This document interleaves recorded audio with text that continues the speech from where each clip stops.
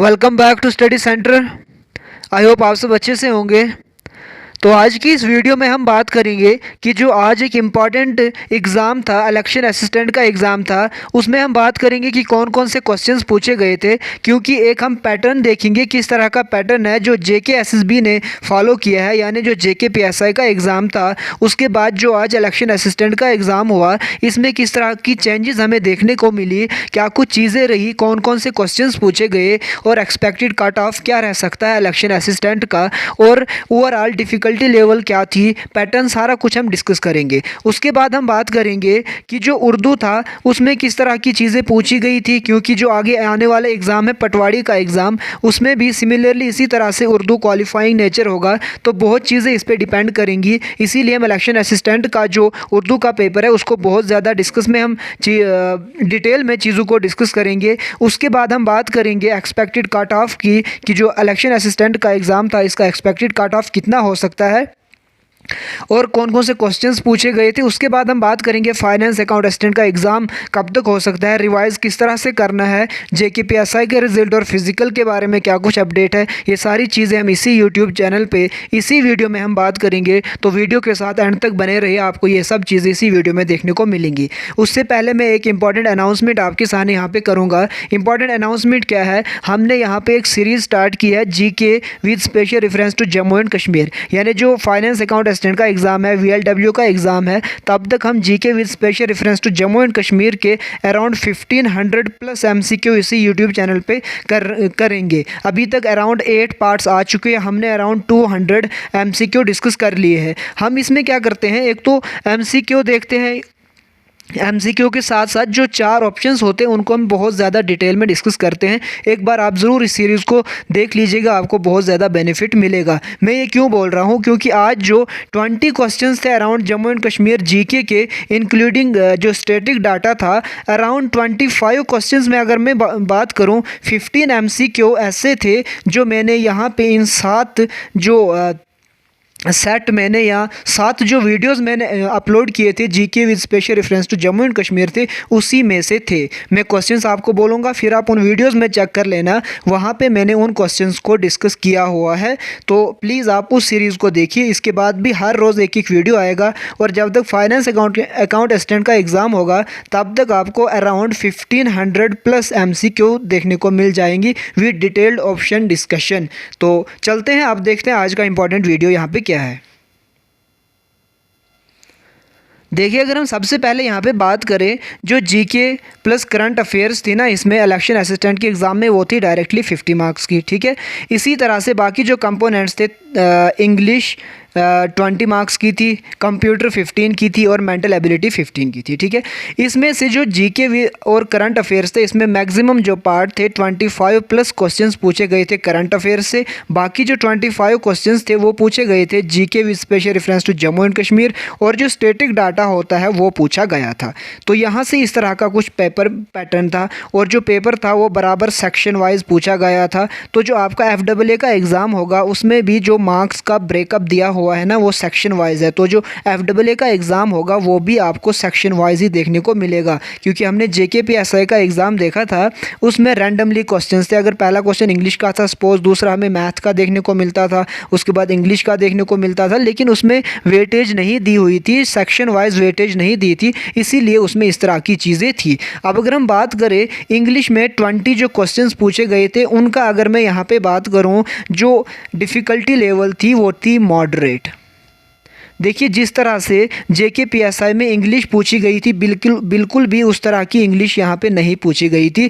जेके PSI में जिस level की इंग्लिश पूछी गई थी, एक लेवल उससे ऊपर पूछा गया था आज के इस एग्ज़ाम में। यानी सिंपली ये मैं यहाँ पे एक बात कंक्लूड करके बोलना चाहूँगा कि जो आज के पेपर से हमें चीज़ें देखने को मिली कि जेके SSB with the passage of time current affairs का जो इंक्लूजन है वो ज़्यादा कर रही है, और इसके साथ साथ जो डिफ़िकल्टी लेवल है उसको कहीं ना कहीं इंक्रीज़ कर रही रही है, क्योंकि इंग्लिश हमने JKPSI के केस में देखा था थोड़ी सी अगर इजी थी तो यहाँ पे उससे बहुत ज़्यादा हाई लेवल की थी, यानी जो इंग्लिश JKPSI के एग्ज़ाम में थी उससे डिफ़िकल्ट आज के एग्ज़ाम में देखने को मिली।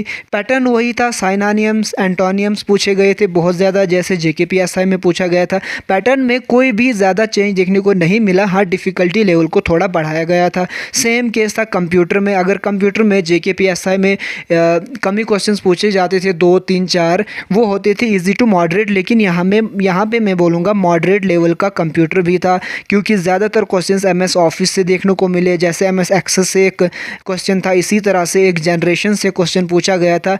ENIAC किस जनरेशन का कंप्यूटर है ये पूछा गया था।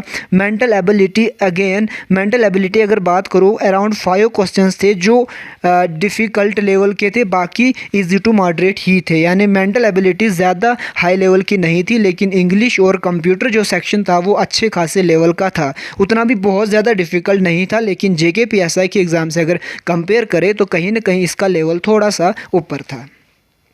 ये रही पैटर्न की बात। अब देखिए जो क्वेश्चंस पूछे गए थे जीके और करंट अफेयर्स में, मैं वो यहाँ पे थोड़े से डिस्कस करता हूँ। एक क्वेश्चन पूछा गया था advocate general of Jammu and Kashmir. इसके अलावा पूछा गया था advocate general of Jammu and Kashmir में पूछा गया था कि इसको कौन अपॉइंट करता है। इसके अलावा निशात बाग को किसने बिल्ड किया था। कश्मीर स्टैग से एक क्वेश्चन पूछा गया था। कलोही ग्लेशियर से कौन सा रिवर ओरिजिनेट होता है, इस तरह का कुछ क्वेश्चन पूछा गया था। Oxbow lake, largest oxbow lake पे क्वेश्चन पूछा गया था। मुगल्स ने कश्मीर को कब इन्वेड किया। ऋषि संक पे क्वेश्चन पूछा गया था। Freedom is my birth right, I shall have it, ये स्लोगन किसने दिया था, ये पूछा गया था। लीडर रिवर का ओरिजिन सोर्स पूछा गया था। डांस फॉर्म एक पूछी गई थी। मानसबल जो लेक है उससे पूछा गया था एक क्वेश्चन। इसी तरह से मैप बेस्ड 2 क्वेश्चंस थे। बेतवा रिवर पे एक क्वेश्चन पूछा गया था। इसी तरह से जो क्रॉप्स है, क्रॉप से एक क्वेश्चन पूछा गया था और स्टैगफ्लेशन पे एक क्वेश्चन पूछा गया था। ये वाले जो जितने भी क्वेश्चंस हैं ये मैंने जो 7 पार्ट्स जो मैंने MCQ with GK with special reference to Jammu and Kashmir के 7 पार्ट्स जो मैंने अपलोड किए हैं उनमें ये सारे के सारे क्वेश्चंस मैंने कवर किए हुए हैं डायरेक्टली। आप जाके देख सकते हो एडवोकेट जनरल को किस तरह अपॉइंट किया है, ये मैंने वहाँ पर डिस्कस किया है। निशात बाग के बारे में डिस्कस किया, Kashmiri stag, Kolahoi glacier, oxbow lake, Mughals के बारे में, ऋषि संक के बारे में, freedom is my birth right, ये मैंने पूरी तरह से जो बाल गंगाधर तिलक है उसके बारे में पूरी डिटेल में बातें बोली है।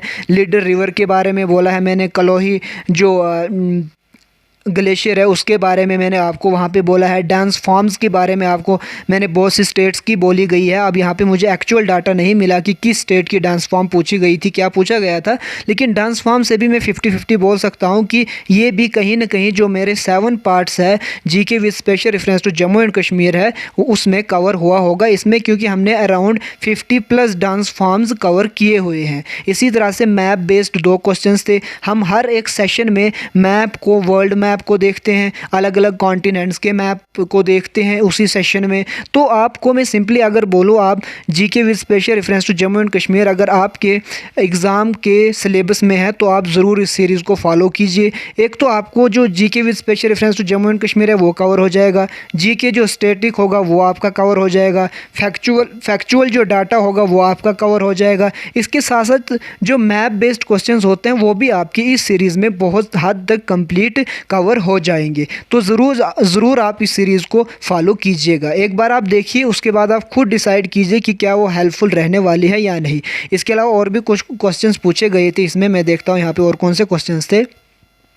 एक क्वेश्चन था ग्रेट बेसिन डेजर्ट कहाँ पे है, काइनेटिक और पोटेंशियल एनर्जी से एक क्वेश्चन पूछा गया था। GDP डेप्रिसिएशन कुछ एक क्वेश्चन पूछा गया था। GDP भी मैंने इन 7 पार्ट्स में कहीं ना कहीं बहुत ज़्यादा डिटेल में चीज़ें बोली है। स्टैगफ्लेशन हमने बात की है।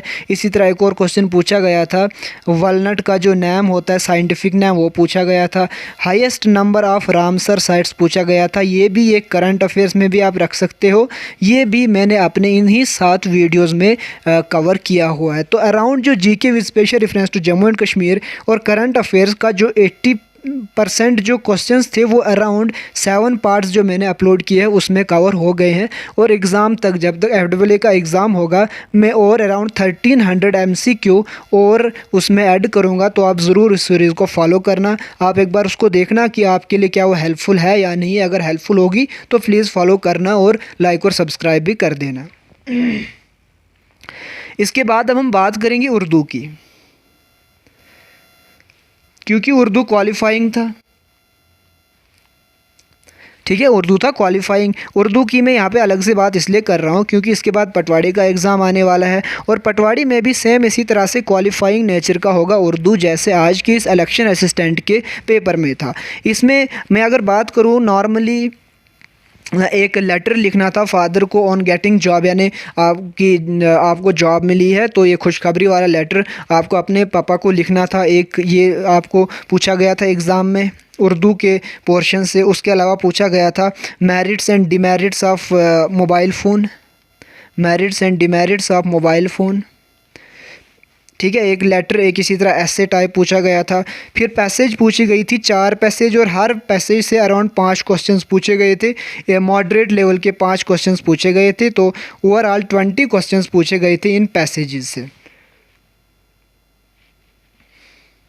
फिर इसी तरह से एक और पैसेज दे दी गई थी इंग्लिश में, उसको ट्रांसलेट करना था उर्दू में। तो इस तरह का कुछ ओवरऑल जो उर्दू का पेपर था वो रहा था। और इसी तरह का पेपर कहीं ना कहीं जो पटवारी का एग्ज़ाम है उसमें भी रहने वाला है। तो इसीलिए मैंने पटवारी ये जो उर्दू का पेपर था इलेक्शन असिस्टेंट का, ये अलग से मैंने यहाँ पर डिस्कस किया। इसी तरह अब जो मैंने आपको एक दो बातें बोली थी पहले ही वीडियो में कि हम बात करेंगे एक्सपेक्टेड कट ऑफ की। देखिए, एक्सपेक्टेड कट ऑफ अगर हम बात करें, बहुत सी चीज़ें होते हैं। हमेशा मैं बोलता हूँ आपको कि नंबर ऑफ़ स्टूडेंट्स जितने ज़्यादा होंगे कट ऑफ उतना हाई जाने के चांसेस होते हैं। नंबर ऑफ़ स्टूडेंट्स, अगर मैंने आपको बोला था डिफ़िकल्टी लेवल इतना ज़्यादा होगा तो कट ऑफ उतना कम होता है। आज जो डिफ़िकल्टी लेवल था वो मॉडरेट था, उतना भी ईजी नहीं था जितना JKPSI का था। कहीं ना कहीं JKPSI से टफ़ ही ये इलेक्शन असिस्टेंट का आज ओवरऑल पेपर था। ठीक है, मैं कंपेयर नहीं कर रहा हूँ क्योंकि चीज़ें हर एक एग्ज़ाम में अलग होती है। लेकिन अगर इंग्लिश सेक्शन की पर्टिकुलरली बात करें या हम बात करें कंप्यूटर सेक्शन की पर्टिकुलरली बात करें, तब मैं बोल रहा हूँ। अदरवाइज़ मैं ये बिल्कुल भी नहीं बोल रहा हूँ कि JKPSI का एग्ज़ाम इजी था, ये टफ था, ऐसा कुछ नहीं है। मैं ओवरऑल एग्ज़ाम को कभी भी कंपेयर नहीं करता हूँ क्योंकि हर एक एग्ज़ाम की एक अलग डिमांड होती है, अलग चीज़ें होती है। ठीक है, लेकिन अब अगर हम यहाँ पे बात करें इन तीनों सेक्शंस में, इंग्लिश सेक्शन मॉडरेट लेवल की थी, कंप्यूटर सेक्शन मॉडरेट थी, मेंटल एबिलिटी की बात करें तो ये इजी टू मॉडरेट थी। जीके और करंट अफेयर्स, जीके जो जम्मू कश्मीर की थी और फैक्चुअल जो चीज़ें थी वो कहीं ना कहीं इजी लेवल की थी, लेकिन करंट अफेयर कहीं ना कहीं टफ़ लेवल की थी, थोड़ी सी डिफ़िकल्ट थी। तो जिसके भी यहाँ पे 70+ स्कोर है वो सेफ मान सकता है खुद को, क्योंकि देखिए सिली मिस्टेक हर एक से होती है। और जो ये क्वेश्चंस आते हैं ना हमारे पास, आपके पास जो पेपर नहीं देते हैं, उनके पास वही क्वेश्चंस आते हैं जो इजी होते हैं, जो हर एक को याद होते हैं। जो हम अपना दिमाग लगा के, एक्स्ट्रा नॉलेज लगा के जो क्वेश्चंस हम सॉल्व करते हैं, उन पे हमें ना तो श्योरिटी होती है ना हमें वो क्वेश्चन याद होता है। तो इसीलिए हम वो क्वेश्चन बोल ही नहीं पाते हैं। एक्चुअल में वही डिसाइड करते हैं मेरिट। ये वाले जो ईजी क्वेश्चन होते हैं वो हर एक को याद होते हैं। तो ऐसा नहीं है कि यही क्वेश्चन पे बेस्ड बस आप पेपर क्रॉस कर लोगे, ऐसी कोई बात नहीं है। जो डिसाइडिंग मेन क्वेश्चन थे वो किसी को याद नहीं होंगे, बहुत कम स्टूडेंट्स को याद होंगे। तो यहाँ पे मैं आपको सेफ स्कोर अगर बोलूँ 70+ सेफ स्कोर है। उसके बाद कट ऑफ 65 भी हो सकता है, 75 भी कट ऑफ अलग चीज़ है, लेकिन 70+ जिसका भी स्कोर है उसका बहुत अच्छा स्कोर है। 65+ भी हो सकता है, लेकिन वो अलग चीज़ें हैं। लेकिन यहाँ पे 70+ जिसका भी स्कोर है वो एक बहुत अच्छा स्कोर है इन सभी फैक्टर्स को लेके। देखिए हम यहाँ पे मैं अगर एक्सपेक्ट कर रहा हूँ कट ऑफ, तो मैं कर रहा हूँ इन फैक्टर्स पे जो मेरे सामने है अवेलेबल, डिफ़िकल्टी लेवल, स्टूडेंट्स का रिव्यू, इन सब चीज़ों पे। ठीक है, अब क्या कुछ चीज़ें होंगी वो तब देखा जाएगा जब आंसर की आ जाएगी, और उसके बाद जब एक्चुअल रिजल्ट आएगा तभी पता चलेगा। लेकिन एक एक्सपेक्टेड कट ऑफ है कि जो 70+ जिसका भी स्कोर है वो एक बहुत अच्छा स्कोर है, क्योंकि उर्दू क्वालिफाइंग था, ज़्यादा बच्चों ने कर दिया होगा क्वालिफाई, उतनी प्रॉब्लम नहीं हुई होगी। लेकिन फिर भी कहीं ना कहीं कुछ पोर्शन तो बच्चों का ऐसा भी होगा जो इसमें कन्फ्यूजन की वजह से, ये वो चीज़ें प्रॉब्लम की वजह से क्वालिफाई नहीं भी कर पाएंगे। हालांकि उनका स्कोर यहाँ पे अच्छा भी होगा। तो ये सभी चीज़ें कहीं ना कहीं मैटर करेंगी, ये सभी चीज़ें कहीं ना कहीं इफ़ेक्ट करेंगी और कट ऑफ में वेरी कर जाएंगी। अब बात करते हैं finance account assistant court case की और जेकेपीएसआई रिजल्ट फिजिकल, ये सब चीज़ें। देखिए ये सब चीज़ें कहीं ना कहीं एक चीज़ पे टिकी हुई है और वो है high court of Jammu and Kashmir. ठीक है, honourable high court of Jammu and Kashmir कल क्या डिसीजन देते हैं, अकॉर्डिंगली चीज़ें कल से आपकी स्मूथली चलने लग जाएंगी या नहीं चलेंगी, क्या कुछ होगा ये कल देखा जाएगा। क्योंकि कल इंपॉर्टेंट हियरिंग है। यहाँ पे एक इंपॉर्टेंट अपडेट मैं आपको दिखा देता हूँ। ये देख सकते हैं high court of Jammu and Kashmir, ये केस लिस्टेड है जम्मू एंड कश्मीर JKSSB यानी Jammu and Kashmir service selection board versus Vinkal Sharma and ORS, ये थ्रो एडवोकेट्स के नियम दिए हुए हैं। तो इनका ही कल केस है और ये कल फाइनल हियरिंग है। आप यहाँ पे पढ़ सकते हो। इतनी ज़्यादा कोई टफ लैंग्वेज इसमें नहीं है, इजली लैंग्वेज बोली गई है कि जो फाइनल हमने उनको चांस दी है, अपॉर्चुनिटी दी है उनको रिप्रेजेंट करने की, एफिडेविट पेश करने की, अगर वो नहीं हुआ तो हम फिर ये केस क्लोज करेंगे, absence of the counter affidavit दे देंगे। ठीक है, तो इंटीरियम डायरेक्शन जो इससे पहले जो डबल बेंच ने जो ऑर्डर दिया था तब तक कंटिन्यू वही ऑर्डर रहेगा कि मतलब JKSSB कंटिन्यू करेगी तब तक। ठीक है, कल तक। कल अब क्या कुछ ऑर्डर आता है उसी पे फिर चीज़ें आगे की डिपेंड करेंगी। FAA का एग्ज़ाम कब होगा, क्या होगा, वो कल डिसाइड हो जाएगा। लेकिन अभी तक बहुत ज़्यादा चांसेस है कि सारे के सारे टाइम जो एग्ज़ाम कैलेंडर है उसी हिसाब से एग्ज़ाम्स होने के चांसेस है। तो आज की वीडियो में इतना ही रखते हैं, मिलते हैं नई वीडियो में। तब तक के लिए अपना ख्याल रखिए। Thank you so much.